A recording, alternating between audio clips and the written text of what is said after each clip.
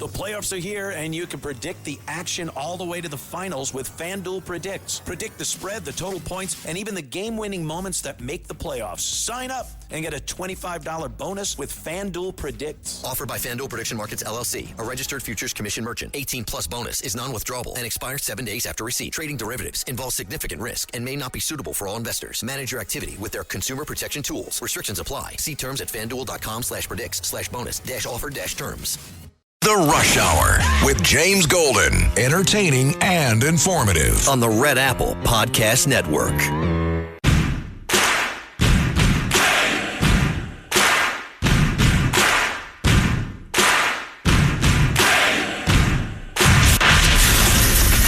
Attention Ditto Heads. Attention Bo Scouts. Goes by the pseudonym Bo Snerdley. It's time for the soul of excellence. He is a radio host here in New York. The Rush Hour is on the air. Rush. Now here's James Golden. With this announcement, 17 of the world's largest pharmaceutical companies, representing 80% of the branded drug market, have now agreed to sell their drugs to American patients at the lowest prices anywhere in the world. We're going to have the lowest prices in the world. This will result in the largest drop in prescription drug prices in the history of the United States of America. I mean, it should be front page news, but it won't be. Welcome, my friends, to the Thursday edition of Bo Snerdley's Rush Hour, the fastest hour in American media. That was President Trump at the Oval Office today. He had another. This was quite the amazing day over there. And by the way, yes, already prescription drug prices are going down. We don't see the stories about it, but he is pressing for more affordability, and that's what the event was about, affordability in healthcare at the White House today. He talked about that. He also talked about bringing on, they have, in this administration, reduced the amount of time it takes to get drugs through the FDA. And Carlos, that second cut I sent you from Trump, it's a little bit longer, but he talked about the impact of that. And I want you to listen to that here also at the White House. Today, I'm also announcing that the FDA has just approved a new drug from Regeneron called Otarmany, a gene therapy curing a rare disease that causes deafness. You know, people are totally deaf, and it's amazing. I've seen some work on it. It's actually hard to believe. We're going to talk about it in a minute. Normally, cures for rare diseases can cost millions of dollars, and really the results aren't that good. But in this case, I'm pleased to say that Regeneron will be giving this away for free for a period of time, for free. And here with us is 2-year-old Travis Smith. He was born deaf. Was he totally deaf? Pretty much, right? 100%. Wow. This is 100%. He was 100% deaf, but he took this miracle cure, and now he can hear his mom, Sierra, say, "I love you." And Sierra, could you maybe say a few words? That's really incredible. It's absolutely incredible. Regeneron works miracles. He didn't know his name. He couldn't hear me tell him how much I love him. And now with Regeneron and this amazing surgery, he can listen to music, and he loves it, and he loves to dance, and he loves instruments, and I'm so proud of him. He's been so brave through all of this. And now he can hear, and he has a bright future ahead of him, and I'm so thankful to everybody on the Regeneron team. Well, that's incredible. I mean, even the fake news has to be impressed with this. Yeah, fake news isn't impressed with much. President Trump, that one really struck a nerve with me because, of course, watching Rush Limbaugh do his radio show with the help of cochlear implants for most of his syndicated career, which is just amazing to me, and wondering if this kind of drug and these kind of drugs that are coming up now will help with gene or related. His was like an immune system thing that caused his deafness. But I wonder if it's in the same, I don't know, whether it's in the same sort of field as this new drug, Regeneron, that the president was just talking about. But anyway, This is great news, and it will not receive a lot of coverage, as it does not. Now, on today's program, ladies and gentlemen, I want to dive a little bit deeper into this the SPLC, the Southern Poverty Leadership deal, because this is a huge story. And it's huge in that for decades now, the news media has treated Republicans that have objected to what liberals do as kooks and as crazies.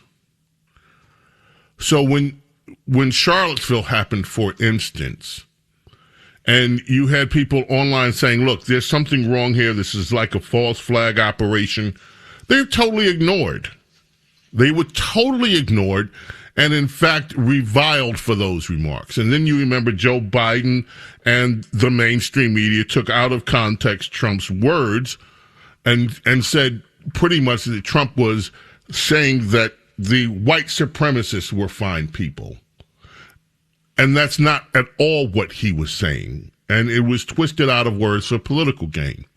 People objected to that. They weren't heard against this giant mainstream media machine that is built to set the narratives of political discourse in America. Well, now, this story represents, and other stories that are happening, represent a dent in the armor of the narrative. The SPLC has been regarded by conservatives for years as a rogue organization because they were used politically to demean conservative groups, including Moms for Liberty, including Turning Point USA, including a host of others. Anytime a conservative activist group started organizing and going before the public to press their point of view, in many cases, they were demonized. And you remember, please remember, that it didn't just happen with the SPLC labeling them help. It happened inside the administration. It happened during the Obama administration with the IRS and with Lois Lerner and others, pretty much targeting conservative activist groups and going to war against them. It happened, and it continued to happen with debanking of conservatives. It continued and continues to happen. And this is the first time in a case that can be, if these alleged charges are proven, without a doubt, an indication of just how this war against American conservatives has been waged from the left. Let's go to cut one, Kash Patel, who was, by the way, targeted by another left-wing publication, The Atlantic, this month, right before this announcement came out. The timing on it, trust me. Well, you don't have to trust me, but the timing on it to me was suspect, and I said it earlier this week. I recognize a political hit when I see one. I've been doing this a long time, and this Atlantic article was a political hit on Kash Patel. Now, when I say political hit, I don't mean to say that every piece of reporting in it is false. There could be some truth to some things. I don't know. I'm not going to sit here and pretend that I know everything about Kash Patel's life, that I know he wouldn't do or would do certain things. I don't know. But what I do know is that this was a hit. It was a designed publication with a specific goal in mind to discredit him. And whether he deserves discrediting or not, I'm not saying. But this is a hit. And I said it's a hit. And the day that I started talking about it's a hit, within hours, we got, in fact, during the show, as the indictments came out and we started learning about it, I said, now I understand why Atlantic was hitting Kash Patel. And this is Kash Patel now on this story. He was on Fox on the SPLC story. He doesn't lie. The charity that supposedly fought the Klan funded the Klan. The charity that supposedly fought neo-Nazis funded neo-Nazis. The Southern Poverty Law Center ran a methodical, calculated scheme to defraud their donor base of $3 million and lied to them and used an illicit banking structure system to create shell companies to hide their money and who it was being sent to, specifically for the reason to sow discord and hate into our society. This is the ultimate definition of hypocrisy. And if you look at the indictment produced by the Department of Justice and the FBI, you will see that these banking institutions tie directly the funding mechanisms in which the Southern Poverty Law Center used to fund at least 8 hate groups they supposedly wanted to take out, but they were paying the very villains of our society they supposedly wanted to protect us from. That's the ultimate hypocrisy. Now, I'm going to take a break right here because I want to get a little bit more in depth. Because this goes deep, folks. They're not just funding them. They were making money from it. And that is the important component to remember here, too. This wasn't just this is a multi-pronged attack on conservatives and on the truth. And behind it was money. James Golden, Snerdley. We'll be right back. Rush. This is The Rush Hour with James Golden. Snerdley.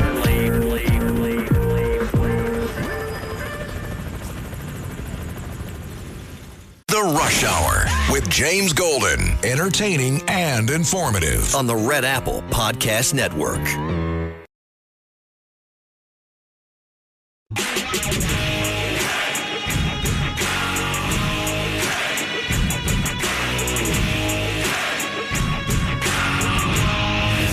James Golden, known popularly as Bo Snerdley. This is The Rush Hour with James Golden. Rush. Yeah, I saw the indictment yesterday. I saw the acting attorney general and FBI director do a press conference on it. It was quite shocking to me to learn of the egregious violations of the law of the Southern Poverty Law Center was committing. And I think that's a story that should be on the front page of every newspaper in this country because they've obviously been duping their supporters and the American taxpayers for far too long. It's a criminal organization, clearly, and that's not our DOJ saying that or Todd Blanche saying that. That's a grand jury indictment saying. That was Caroline Levitt. I want to play for you what I thought was, folks, in this media industry, we use the word package when you have multiple elements inside a news story. Now, CBS did a package on CBS News on the SPLC. It runs almost 2 minutes. I want to play the CBS package because I thought it was done exceptionally well. And I haven't said that in a long time about a CBS package, but here it is. 40 years ago, the Southern Poverty Law Center bankrupted the Klan and later recovered millions from neo-Nazi groups, with lawsuits representing victims of violence. But Tuesday, the tables turned. The Justice Department charged the organization with fraud for allegedly misleading donors and lying to financial institutions by paying members of violent extremist groups millions of dollars to act as informants. The SPLC was not dismantling these groups. It was instead manufacturing the extremism it purports to oppose by paying sources to stoke racial hatred. Including, the indictment alleges, a leader of the 2017 Unite the Right rally in Charlottesville, Virginia, who, quote, attended the event at the direction of SPLC, made racist postings under the supervision of the SPLC, and helped coordinate transportation to the event for several attendees. But Law Center interim president Brian Fair said the group had long used informants and called the indictment a political attack by the Trump administration. They have made no secret of who they want to protect and who they want to destroy. You have to wonder if this... Attorney Scott Frederickson questioned the Justice Department's legal theories. Can the federal government persuade a jury that the Southern Poverty Law Center was out there funding extremism for its own purposes, manufacturing racism? That's hard to believe. Obviously, they'll have their day in court.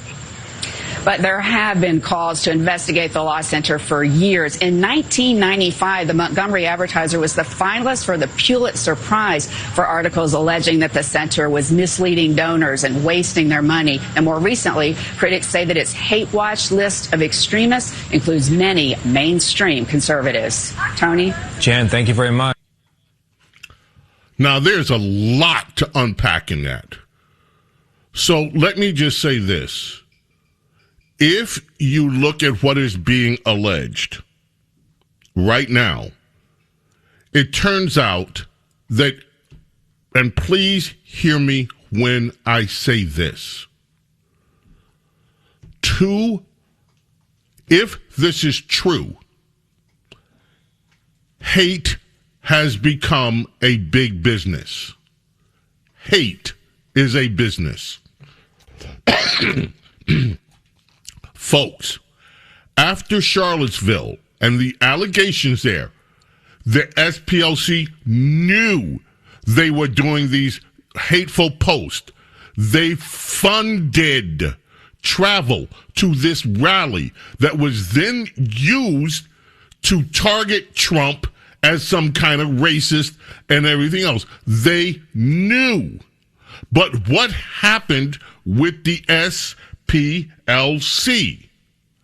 Folks, after Charlotte, they received a tens of millions of dollars in donation increase.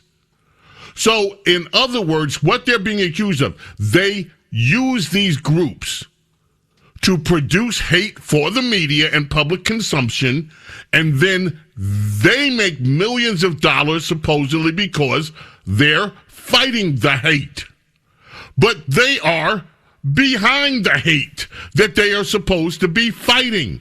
Folks, this is seriously corrupt and evil. The Rush Hour with James Golden. Entertaining and informative. On the Red Apple Podcast Network.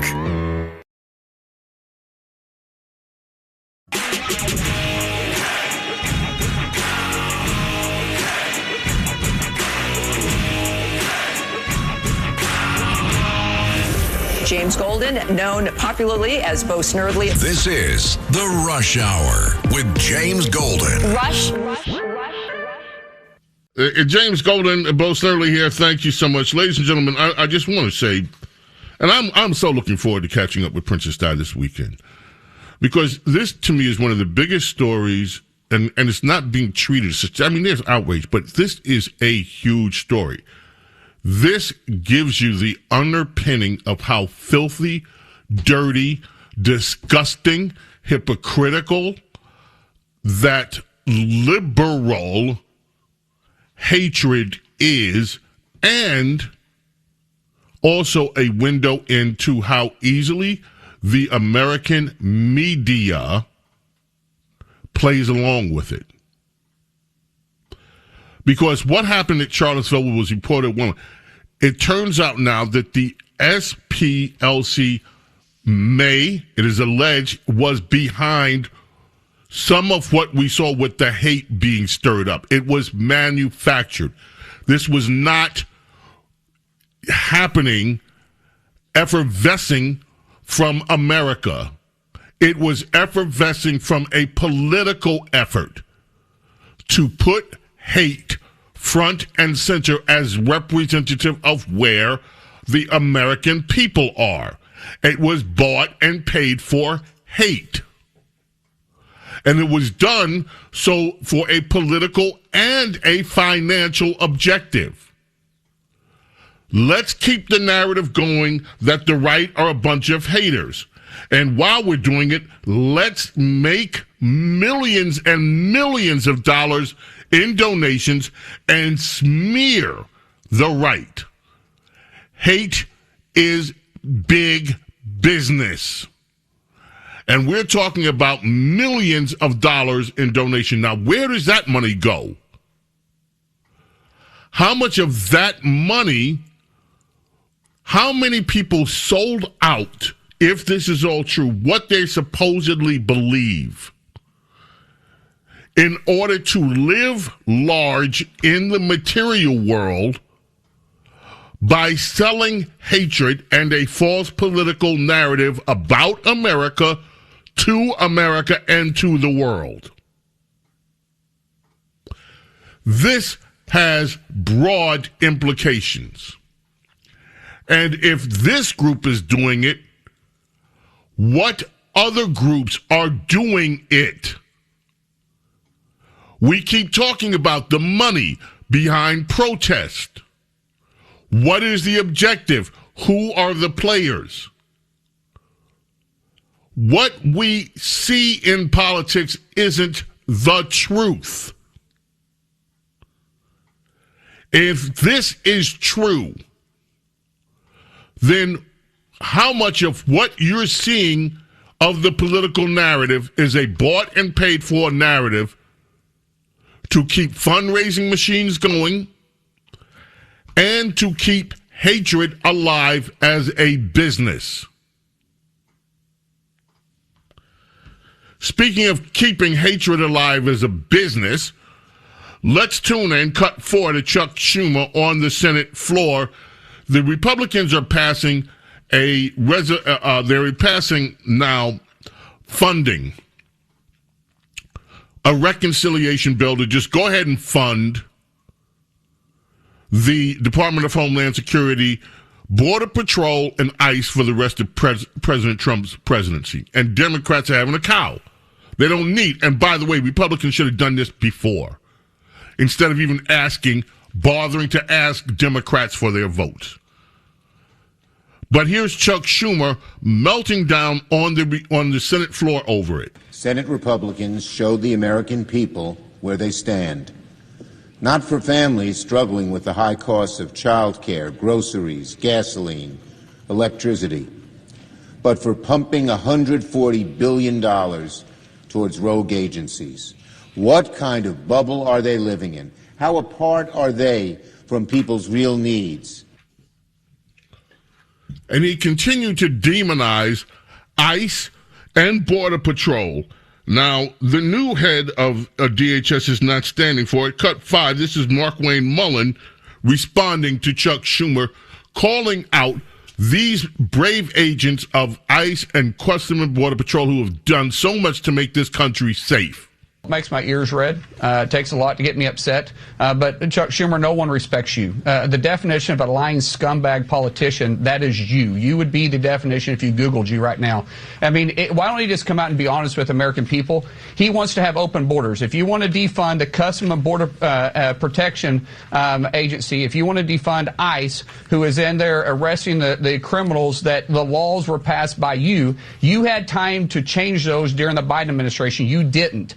Because you're for open borders and you're for the criminals running amok in our cities. And for you to say that is so disrespectful to the law enforcement that is out there protecting you, because he has a detail with him. How about he walks around these city streets without a detail? I wonder how safe he would feel. All right, folks, we will continue with that. Let me move on to this. The governor's debate in California took place minus Eric Swalwell. Let me commend First News Nation, who hosted the debate. They actually didn't do for political base what we have seen other so-called networks, be they ABC, CNN, do, which is use their moderators to try to steer the outcome of a debate with their choice and not choice. If they ask tough questions and they ask decent questions, from what I have been able to tell, I've seen many, many clips of the debate, didn't watch the whole thing. But the clips I have seen, I saw dozens, highly impressive, of that debate last night. Now, the coverage, however, I looked at something in there. Oh, the takeaways from the debate, and it's all about the Democrats in the debate. You wouldn't know that the two Republicans running are actually the front runners, and we're not talking about by large margins. Everybody's still in the teens or low 20. It's not by large margins, but the Republicans are up top in those small margins. But you wouldn't know that looking at the coverage of the big takeaways.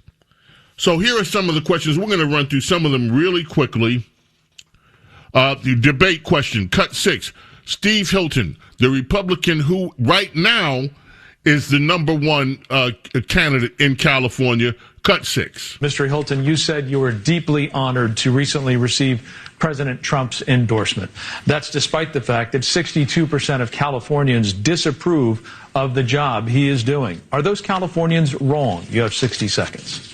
One of the proudest days of my life was the day I became an American citizen. It happened in a ceremony right here in San Francisco. So it is a deep honor for me to be endorsed by the President of the United States.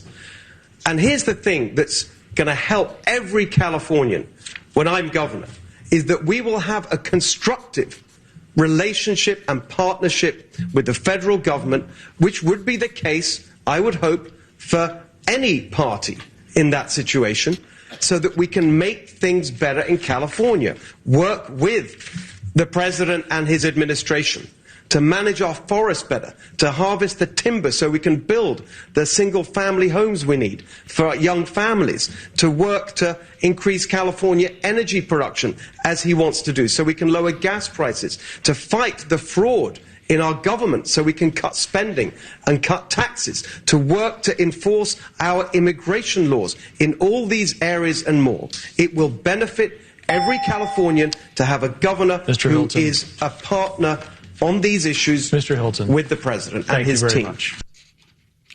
All right. I want to get quickly, and we have more of Steve Hilton, but I don't want to just spend this whole segment with him.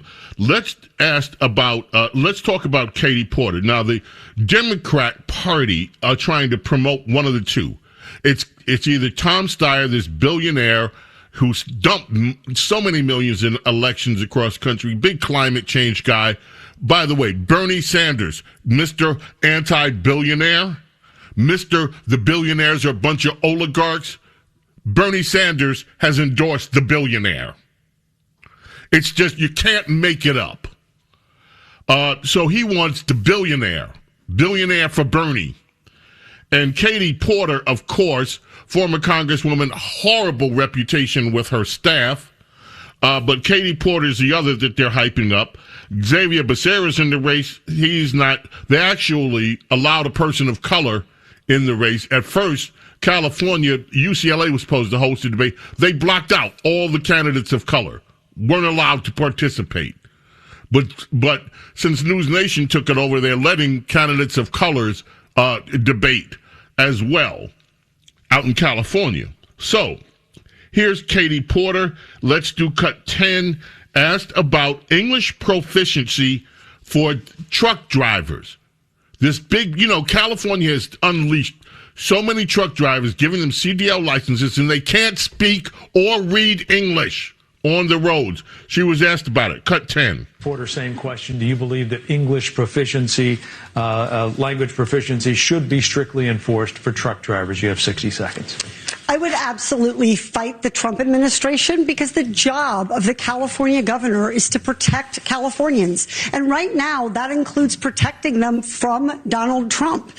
Protecting Californians also includes enforcing traffic laws. And we've seen sometimes a need for oversight in California. For example, we have seen that the Department of Motor Vehicles was not enforcing rules around DUIs and drivers who had convictions for that. I am stunned that Mr. Bianco would say to black and brown Californians and immigrants who are being terrorized and racially profiled that you have to get over racism. It's not something that you get over. It's something that you fight. And if he doesn't understand the importance of that, he has no business representing a state with the diversity of California. Ms. Porter, thank you very much. Mr. Bianco, I'll give you 15 seconds to respond. Yeah, again, that's not even close to what I said. What I said is we're Californians, and I'm speaking for them, especially from law enforcement. When I deal with persons of color every single day, Californians are absolutely sick and tired of our politicians making race the basis of everything. It is not. And this racial divide that they are pushing between law enforcement and the public, or Democrat and Republican, absolutely has to stop. And I'm telling you, we are sick of it. Now, that is Sheriff Bianco, who's another Republican who's coming in second so far in what's called the racist term, jungle primaries in California. All right, very quickly, Tom Steyer, cut 12, the same question. Should people with commercial driver's license have to actually be able to read the road signs, speak English, and do the rest? Here's Tom Steyer, billionaire, endorsed by Bernie Sanders, cut 12. Cut 12. We're looking for cut 12. Are we? Mr. Steyer, where do you draw the line on this? Should language proficiency for truckers be strictly enforced, even if it means that some of them will probably lose their jobs? You have 60 seconds. Look, I agree with what was said, which is we don't know the context of this stop. But what I can say is this: racial profiling is illegal. And in fact, picking on people based on the color of their skin in the state of California is illegal. So requiring truck drivers to actually speak English and know it's all racist. It's beyond the pale, folks, what's happening out there. Xavier Becerra, a person of color, was asked the same question. Cut 12. Here's Xavier Becerra on that same question. Should the CHP be giving English proficiency tests to truck drivers? And if not, would you as governor push back against the Trump administration on this policy? You have 60 seconds. I would definitely push back on the Trump administration on, again, a reckless policy. I would make sure that that officer understands that he cannot discriminate against any driver without having a basis to do so. I understood a little bit of what that individual was trying to say. I couldn't see the signs, but it certainly sounded like he was trying to describe what that particular sign was trying to represent. And so we have to be very careful that we're not profiling consumers in California, drivers in California. So none of these people can say, you know what, people that don't know English, can't speak the language, shouldn't be driving semi-trucks, and we shouldn't be giving them commercial driver's license. They just can't. Those are the Democrats. The Republicans, on the other hand, the two Republicans can say it. Now, there is a quote. I'm going to send this quote to Princess Diana. It's a Hakeem Jeffries. He was asked by a child today a question. Why do it's take your kid? At first it started off as take your daughter to work and leave your stupid son at home, and then it became take your daughter to work and maybe we'll have a day for the sons too. And finally, it became after people got sick of their sons being home on that day and their daughters going to take your kids to work. Screw it, just take them.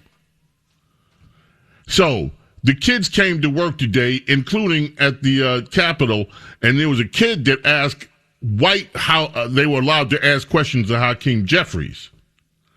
Now we're running out of time. It's almost a minute and a half. I don't think we have time. We don't have time for it today, but it's brilliant. It's a brilliant question. So if we can, we'll play it tomorrow, but I think I'd rather almost wait till Saturday because, you know, some of what Hakeem Jeffries says I found myself agreeing with. And that's scary. Some of what he said. Some. Just a little bit. Some. And then we have the brawl between Hakeem Jeffries and Ron DeSantis. Again, not time to cover that today. We have Tom Homan, who invited the Pope for a ride-on with ICE. He wants the Pope to come on a ride-along. Elizabeth Warren supporting a guy, he's her real man. This guy, Graham Potter, who's running up in Maine with the Nazi tattoo and has made remarks about women that are raped should actually people should grow up and take a little responsibility for themselves being raped. And Elizabeth Warren has signed on with this guy. And I hope I'm characterizing that right, the rape remarks. Anyway, something to that effect. I'll have to dig into it. We got to take a break, however. James Golden, Snerdley, fastest hour in American media continues. Whatever you do, don't go away. Rush. This is the Rush Hour with James Golden. Bo Snerdley.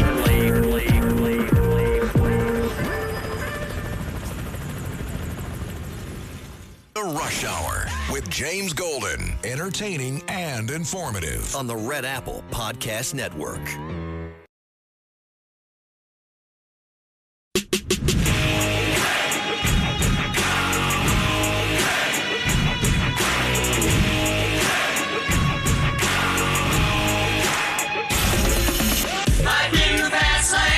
It's the Rush Hour with James Golden. Goes by the pseudonym Bo Snerdley. Rush.